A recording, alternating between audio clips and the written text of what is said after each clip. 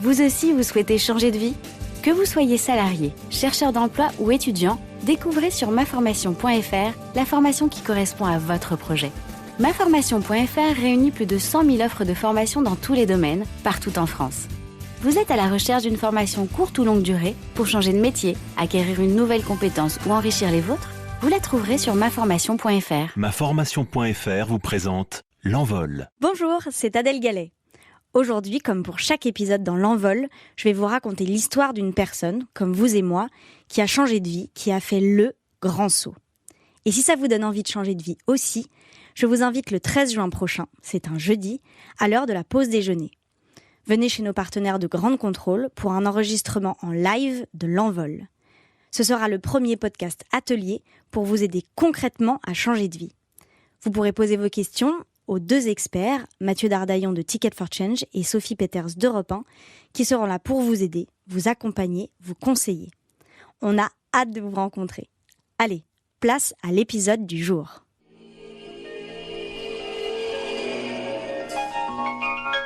À l'époque, j'avais 38 ans, 2 filles pré-ado. Quand j'ai fait ce pas-là, je me suis dit, bon, tu te lances, maintenant t'assumes, quoi.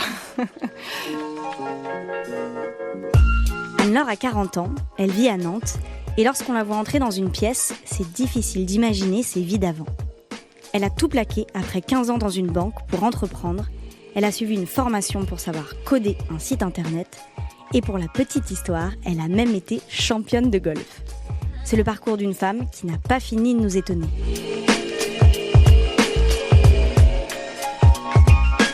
Des changements de vie, vous le savez, j'en ai observé beaucoup. Mais celui d'Anne-Laure, il va forcément vous parler si vous avez des enfants, une famille, et que vous rêvez quand même de changer de vie. Bienvenue dans L'Envol.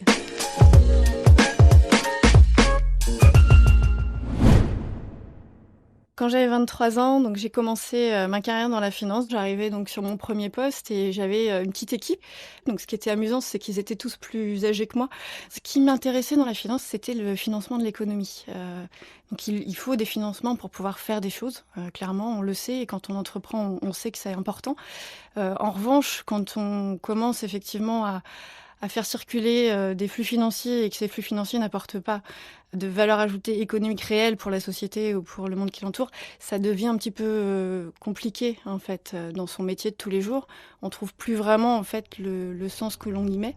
En 2008, on a vécu une période un peu particulière parce que la chute de Lehman Brothers en septembre et toute cette crise financière a beaucoup secoué le monde bancaire et c'est vrai que moi, en tant que salarié, on était tous en équipe et on a vécu cette période-là de façon compliquée humainement parce qu'il y avait beaucoup de reproches qui étaient faits par l'ensemble de la population et certainement à juste titre.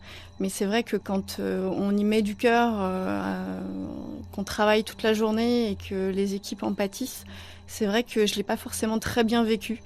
Et c'est vrai que ce sont des dérives qui derrière méritent d'être soulignées et aussi d'être régulées.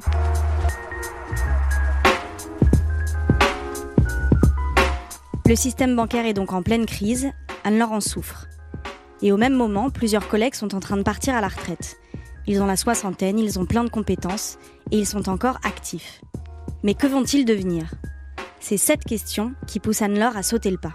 Mes parents sont aussi partis à la retraite et avaient ce même sentiment de se dire que c'était toute une nouvelle vie qui commençait. Et pourtant, ce mot retraite est pas du tout à l'image effectivement du dynamisme, de l'envie qu'ils ont de vivre cette période.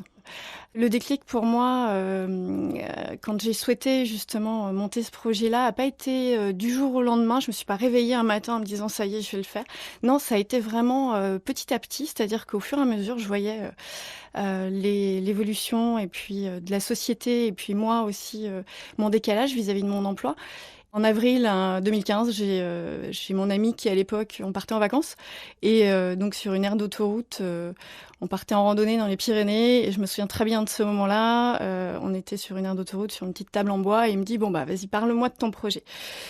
Et donc là, ça a été mon premier pas, on va dire, sur le fait que je commençais à en parler vraiment à quelqu'un. Et du coup, ça a pris forme. C'est-à-dire que d'idées en fait que j'avais en tête, c'est devenu un projet, une conviction personnelle que je transformais en idées concrètes sur le papier.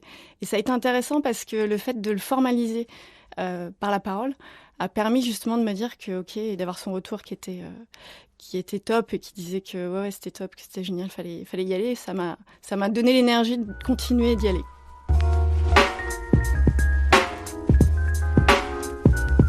Alors, ça n'a pas été si simple que ça pour quitter mon travail. J'ai commencé à récolter de l'information au fur et à mesure, mais en sous-marin, hein, pas du tout en parlant auprès de mon entreprise. Le soir, le week-end, je commençais à travailler dessus. Et puis quand je me suis sentie prête, en fait, j'ai demandé un entretien avec mon chef. Donc ça, c'est le truc qu'il faut faire. Et je me souviens très bien de ce jour aussi où j'ai appuyé sur ce fameux bouton mail envoyé en disant je prends rendez-vous. Et puis j'avais pas forcément dit pourquoi je prenais rendez-vous, donc forcément ça interroge. Et j'avais par contre méga préparé l'entretien. J'avais fait 8 scénarios possibles de changement de temps de travail et autres, de voir un peu comment je pouvais faire. Et en fait, ça s'est super bien passé, c'est-à-dire que il a compris le projet, vu la motivation. Et puis on a trouvé après des solutions ensemble, mais ça s'est pas fait tout de suite. Ça s'est fait en plusieurs mois. Mais c'était à la fois aussi une nouvelle aventure et vraiment une envie profonde en fait, intrinsèque. Après, la façon dont ça allait se passer, voilà, il y a plusieurs personnes sur notre chemin qu'on rencontre et qui nous aident. Et ça, je savais pas vraiment à ce moment-là, en fait, quel allait être le chemin. J'avais très peur, bien sûr, parce que finalement, on quitte un boulot où tout est tracé, on a la sécurité de l'emploi. Moi, je savais que j'allais devoir effectivement financièrement faire des choix. Par contre, la conviction intime et ce qui était en moi était là, donc une super énergie. Comment mes filles ont réagi ? Je leur ai parlé de leurs grands-parents. J'ai essayé de parler avec des mots simples. Le soutien moral, c'est très important. Quand on sent que, à la maison, on est encouragé, bien sûr. Mais je n'avais pas de doute sur la finalité du projet. Je sais qu'elle irait jusqu'au bout parce que c'est une personne qui est déterminée. Au fil du temps, je me suis aperçu que c'était quand même un projet qui était ambitieux et compliqué à monter. Mais je sais qu'elle ne lâche rien.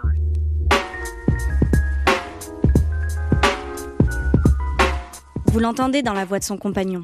Le changement de vie pour Anne-Laure, c'est à la fois un projet très personnel et en même temps une aventure familiale.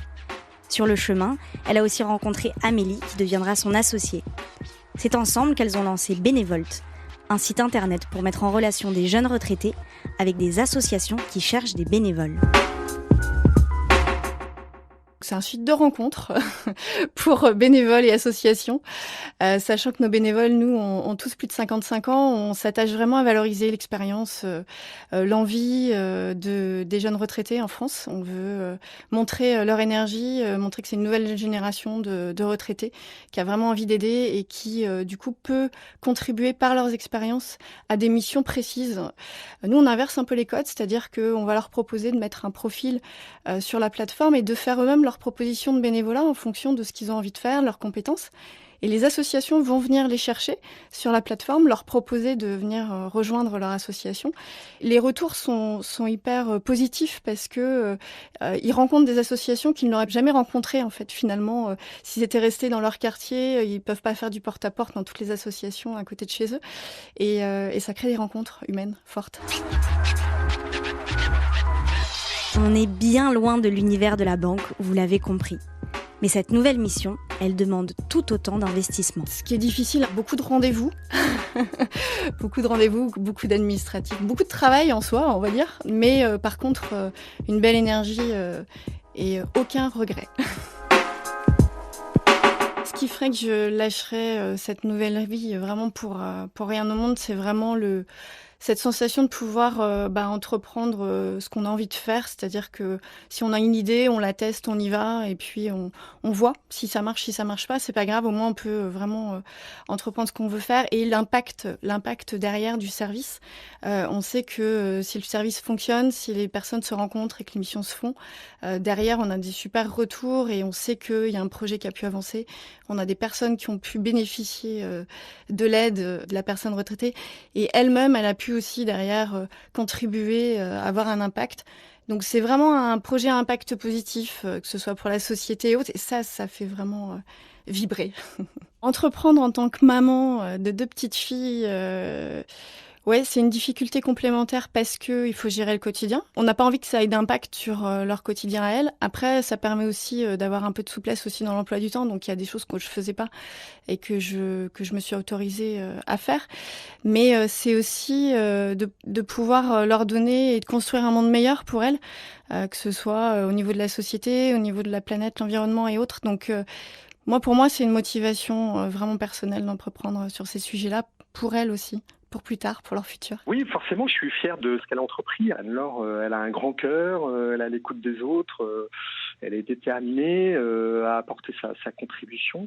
Forcément, j'attends la suite parce que en fait, ça ne s'arrête jamais. On a vu que le haut de l'iceberg, à mon avis, il y a encore beaucoup de choses qui se préparent pour les années qui viennent. Le conseil que j'aurais aimé avoir quand j'ai démarré, quand j'ai entrepris, peut-être que, en gros, pour avoir 2-3 succès ou réponses positives quand on entreprend, il faut en entreprendre à peu près 10. Et que finalement, j'aurais peut-être moins pris à cœur les premières réponses négatives ou autres. Parce que c'est vrai, quand on s'investit beaucoup, on a tendance à surinvestir et donc du coup à attendre aussi que les autres personnes soient vraiment tout de suite emballées. Et en fait, il faut un peu plus de temps que ça. Du coup, peut-être ce conseil-là en disant faut vraiment persévérer. Et les 2-3 succès ou réponses positives, par contre, elles permettent de continuer la suite et elles sont juste géniales. Donc, faut surtout persévérer et pas se laisser abattre par la première réponse négative. La plateforme Bénévolte a déjà séduit près de 500 associations. Et Anne-Laure a un nouveau défi.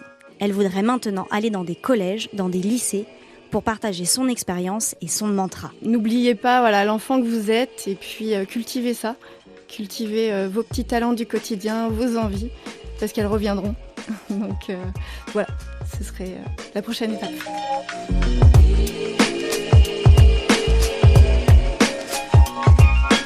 Vous venez d'écouter L'Envol, un podcast produit par Europe 1 avec Ticket for Change et Grande Contrôle. Si vous voulez découvrir d'autres histoires comme celle d'Anne-Laure, le plus simple, c'est de s'abonner à L'Envol sur Apple Podcast ou sur votre plateforme d'écoute préférée. Et on se retrouve le 13 juin à Grande Contrôle pour enregistrer ensemble, avec vos questions, le premier podcast atelier pour vous aider à changer de vie. À très vite dans L'Envol.